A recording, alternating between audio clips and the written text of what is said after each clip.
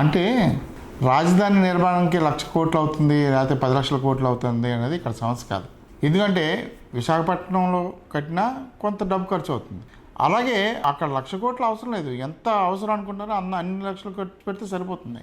ఇప్పుడు ఇవాళ రాజధాని లేకపోవడం వల్ల ఈ 5 సంవత్సరాల్లో కూడా ఎక్కడైనా ఏ పనైనా ఆగిందా? ఎక్కడ ఆగలేదు కదా.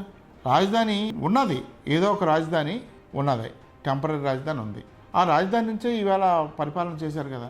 అటువంటి విశాఖపట్నంలోనే టూరిజం డెవలప్మెంట్ అంటే 5 సంవత్సరాల్లో విశాఖపట్నం టూరిజంకి ₹1 కూడా నిధి ఇవ్వలేదు. ఒక్క టూరిజం ప్రాజెక్ట్ అవ్వలేదు 5 సంవత్సరాల్లో. మరి టూరిజం ఎలా డెవలప్ అవుతుంది? ఇక్కడ రోజా గారే చెప్పేవారు చాలాసార్లు ఏమీ నిధులు లేవని. అలాగే కల్చరల్ అఫైర్స్ నుంచి ₹1 ఖర్చు పెట్టలేదు ఇక్కడ ఈ ప్రాంతంలో. ఇవాళ ఏం మాట్లాడతారు? ఒక టూరిజం నుంచి కట్టింది ఒక సీఎం క్యాంప్ ఆఫీసే కట్టారు తప్ప మిగతా ఏ ప్రజలకి పనికొచ్చి ప్రజలు చూడటానికి వెళ్ళే ఒక్క ప్రాంతాన్ని కూడా డెవలప్ చేయలేదు. దీనివల్ల రాజధాని వల్లే బాగుపడుతుంది. చాలా ప్రాంతాలు మనకు ఉన్నాయి, రాజధాని కానివి కూడా చాలా అద్భుతంగా డెవలప్ చేసిన ప్రాంతాలు ఉన్నాయి. ఇప్పుడు బాంబే ఉంది, నాగపూర్ ఏమో సెకండ్ క్యాపిటల్ కింద ఉంది. మహారాష్ట్రలోనూ చాలా ప్రాంతాలు అభివృద్ధి చెందున్నాయి. ఇవాళ అది క్యాపిటల్ పెట్టడం వల్లే కాదు, అభివృద్ధి చేయాలనే ధోరణి ఉండాలి తప్ప క్యాపిటల్ పేరుతోటి ఈ విభజన తీసుకురావడం. ఎందుకంటే ఈ రెండు అనగానే రాయలసీమ నుంచి మాకు పెట్టండి అంటారు. ఒకటి కడపలోనే పెట్టుకోవచ్చు కదా నాకు స్వార్థం ఉంటేనండి. కడపలో ఎందుకు పెట్టుకుంటారు? కడపలో ల్యాండ్ రేట్ అంత లేదు. 2 లక్షలకి 3 లక్షలకి 4 లక్షలకి 5 లక్షలకి ల్యాండ్ దొరుకుతుంది. విశాఖపట్నంలో అలా కాదు. విశాఖపట్నంలో గజమే ₹1,50,000 అమ్ముతుంది. ఇక్కడ చాలా చోట్ల గజం ఖరీదు ₹1,50,000. మరి ఇక్కడ రాజధాని నిజంగా ఇక్కడ పెట్టాలంటే ఇక్కడే చాలా ఎక్కువ ఖర్చు అవుతుంది. అందువల్ల ఖర్చుకు సంబంధించి వ్యవహారం విషయంలో విశాఖపట్నంలో కొంత స్వార్థం ఉంది డెఫినెట్గా. విశాఖపట్నంలో రాజధాని పెట్టడానికి విశాఖపట్నంలో ల్యాండ్స్ అన్నీ కూడా చాలామంది విశాఖపట్నం వాళ్ళ చేతిలో అక్కడ విశాఖపట్నం భూములు లేవు.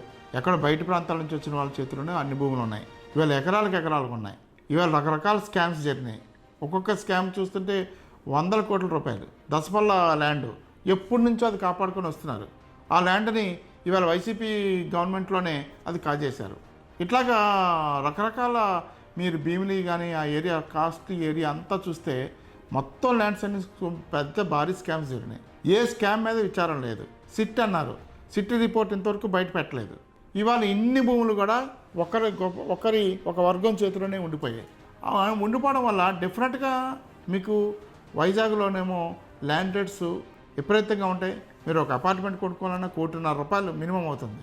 ఇదే బెంగళూరులో కూడా మనకి ₹1,00,00,000 బ్రహ్మాండ అపార్ట్మెంట్ వస్తుంది.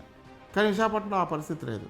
మొత్తం అంతా కూడా ల్యాండ్స్ అన్నీ కూడా చాలా హై రేట్లో పెట్టేసి అక్కడితో ఆపేసి వదిలేశారు.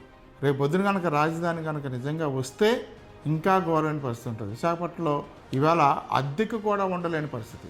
ఇవాళ చాలామంది రాజధాని వస్తుందని మాట రాగానే విశాఖపట్నంలో అద్దులన్నీ పెరిగిపోయాయి. అద్దులు మామూలుగా పెరగలేదు. సామాన్యుడు ఏమైపోతాడు?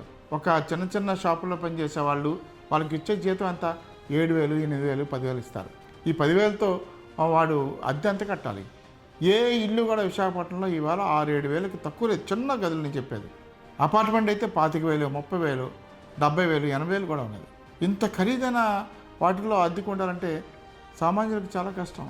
ఇవాళ సామాన్యులకి ఇస్తున్న ఇల్లు ఎక్కడ ఇస్తున్నారు? ఎక్కడో ఊరవతలు ఇస్తున్నారు. అక్కడి నుంచి ఇక్కడ రావడానికి ట్రాన్స్పోర్టేషన్ ఉండదు.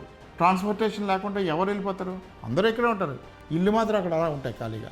అటువంటి పరిస్థితి ఉన్నప్పుడు దీన్ని ప్రాక్టికల్గా ఆలోచించారు. ఒక పేదవాడి సమస్య, భూ సమస్య ఎలా తీరుతుంది అనేది ప్రాక్టికల్గా ఆలోచిస్తే చాలా మనకి విషయాలు బయటకు వస్తాయి. దాన్ని పరిష్కరించడానికి వీలవుతుంది. కానీ దానికి చిత్తశుద్ధి ఉండాలి.